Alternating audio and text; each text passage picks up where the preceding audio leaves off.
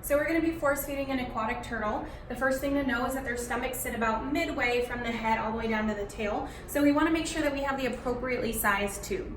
So what I chose here is this catheter tip right here. So I know that as I go in, it's going to reach at least halfway, and I'll have a little bit extra because the neck will be stretched out. So we want to make sure we account for that.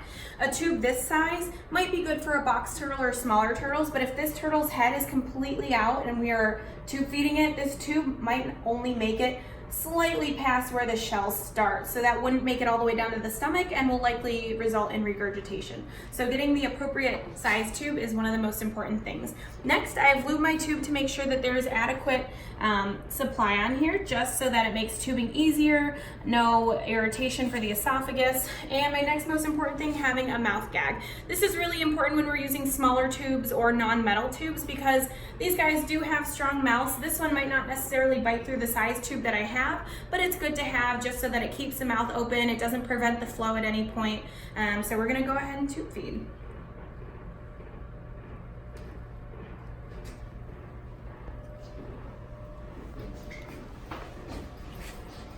So I've extended the head out, as you can see here. A lot of times bitey turtles will try to bite at things that annoy them around the mouth, and that's how I'll get the mouth open to safely tube. Mouth gag is in place. I can safely see the glottis, so I know I'm not going to be tubing into the glottis. I insert the tube going past it. I continue inserting, and I will go until I reach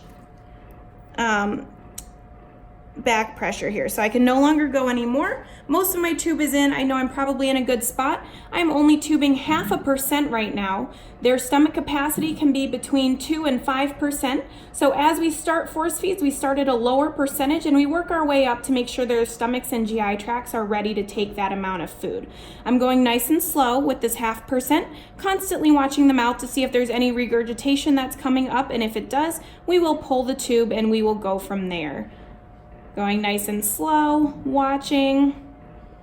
I've got a great field of view for the mouth here, and as I said, we're only doing 0.5%, so this one is rather easy in comparison to the higher percents that we do.